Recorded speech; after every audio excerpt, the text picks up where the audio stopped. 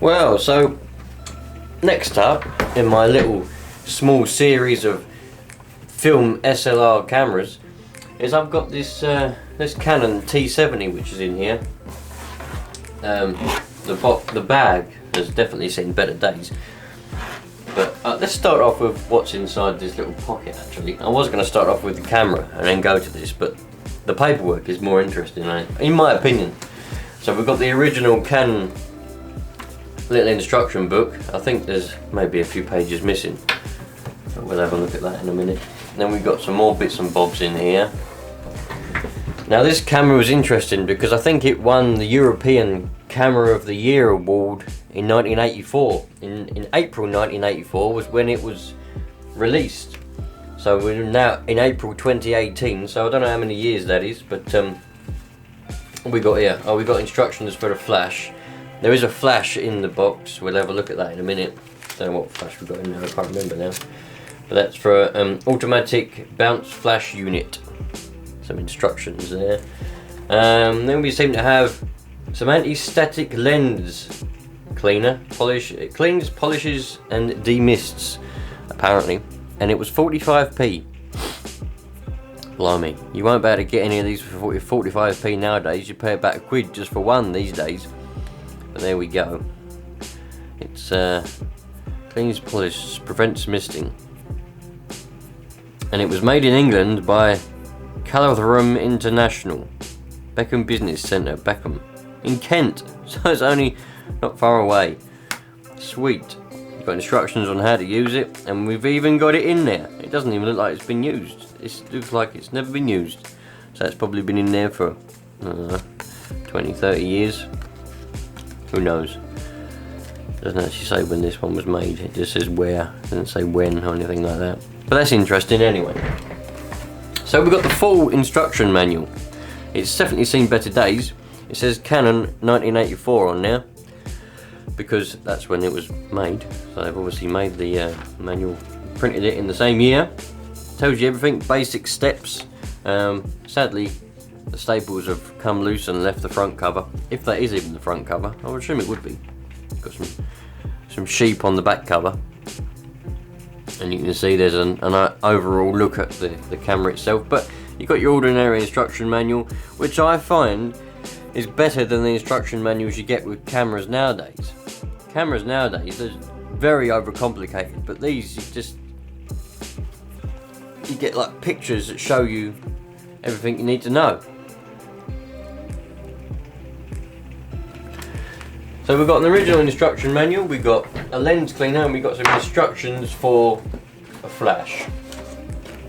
Which I find, the paperwork that comes with stuff, I find sometimes more interesting than the actual thing itself. Because it's nice to see that history's been kept with it. Now, we appear to have a load of accessories inside this thing. We've got a remote to shutter release or trigger, whatever you'd like to call it.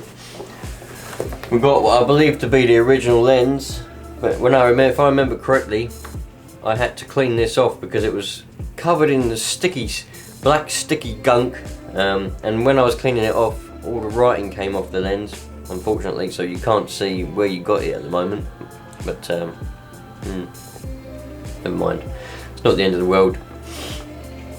I don't know if this is the original lens. Who knows? I actually don't know. I'll have to look that up if I was to find out. But it works very well. It's got a lock on it. It's got auto function and everything on it. It's a 70 to 210 lens, which may or may not be the original one that would have come with this camera. I really don't know. We'll have to find out. Oh no, it comes with a 50mm lens if I remember correctly, from what I looked up. So here we've got the actual camera itself, and I think it's in very good condition. I really like this camera, and I really enjoy going out and shooting whatever I can find to shoot with it.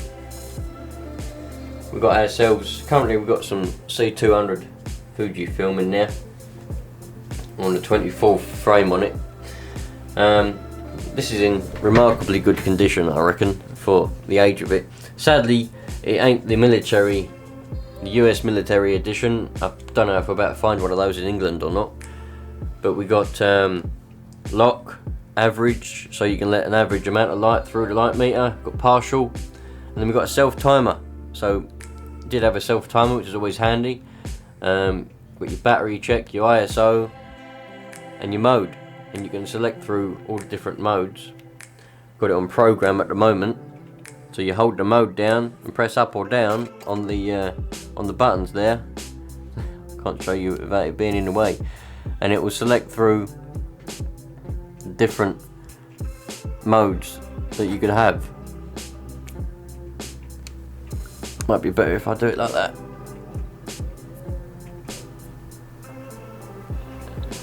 And you can't really see it, but we're not here to look at the modes of the camera, we're here to look at the camera itself. Now the Canon T70, I think it only lasted about 4 years before they decided to go on to a range of autofocus when they released the EOS 750.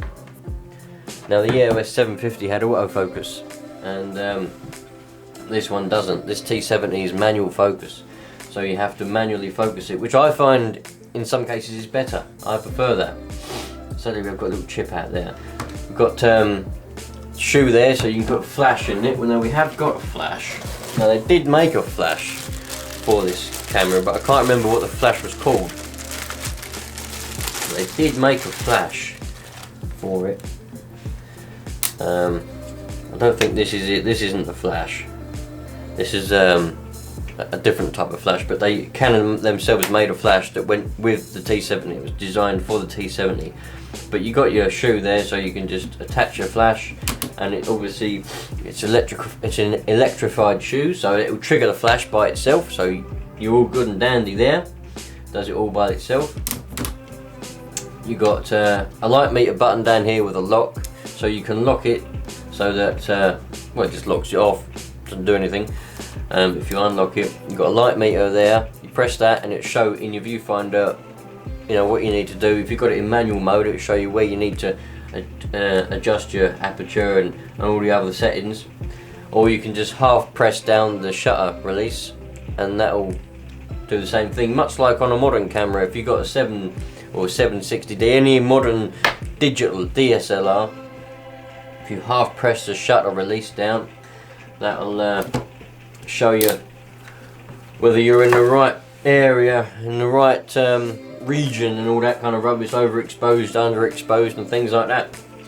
But I just thought we could have a look at this camera because I find it remarkable. I think there's supposed to be something that's screwed in there. I never did find out what was meant to be in there, so I dare say there'll be some of you lot that can tell me what's supposed to be in that little slot there, because there'll be some of you lot that are proper camera geeks, and you know, I know nothing compared to some of you lot camera geeks. I literally just like taking pictures. So this is probably needs to be rectified. Maybe it looks like there's a pin there that's poking out that probably shouldn't be poking out. I really don't know, but the camera works fine without it, so whatever's meant to be in there obviously isn't that important. So the lens that I've currently got on there, I've got a UV filter on it as well, because I'd like to put a UV. Oh look, you can see the reflection. There's you. Yeah, so we got what lens we got on here? I forget now. 28. We've got 28mm lens on there at the moment, with the UV filter obviously, and this lens works very well with it actually. I don't know what the pictures are going to come out like that are on it at the moment. I'm on a 24th one at 36 at the moment, and most of these were taken indoors with a flash on, so it'll be interesting to see what they come out like. I've only ever taken pictures outdoors with this camera at the moment. But there we go, we've got ourselves a nice Canon T70. Now for those of you that may be interested, we'll have a look to see what else is in this bag. We got ourselves just whatever you'd like to call that, a light ring or whatever. Just put it on your lens there to stop your old. I did have it on this one. I had it on this lens, but then it doesn't fit in the bag with that on, so I have to take it off. No, just put it there. Like I said, we've got the little brush for cleaning your dust and all that rubbish. We've got a little film pot for the film what's in there, and that's it. Oh, another film pot, because the last film I had in there, I didn't put it in. I put it in a different pot, and then I forgot I had this one, so that one's still in the thing. Got your remote shutter release. Ah, there we go. I've never looked into this before. I've never used this remote shutter release. When I got this camera, all I'd done was I saw that it was in the bag, and that was it. I don't really use these cameras on a tripod. If I'm doing any work on a tripod, I tend to use a DSLR, you see. So I just go out with these just for fun, just take pictures just with it in my hand. So, but this is where that goes. There we go. You don't need to tell me what it's for now, because I've just answered my own question. I might use it now. Now I know that it goes in there, I might use it. There we go. So that goes in there like that. And you put it on your tripod and da-ding. Brilliant. Well, there we go. I wonder if there's supposed to be a cap that goes over there. I've never looked into it. It's obviously meant to be a little cap that goes on there to protect it. I think you probably screw it on and protect it, maybe. I don't know. But now, there we go. So making this video then is has helped me work out what that was for. There we go. So that's what we've got. We've got a nice T70 in, I think, reasonably good condition. No real damage on it whatsoever. Works okay, works fine, takes lovely pictures. Now if anyone's interested, I'll make what I can do, because this last couple of weeks I've actually been out doing quite a lot of pictures. I've taken a lot of pictures. Because it snowed, I was taking pictures in the forests and everything with the snow and all the trees and everything. They're currently off at the moment, being developed and printed.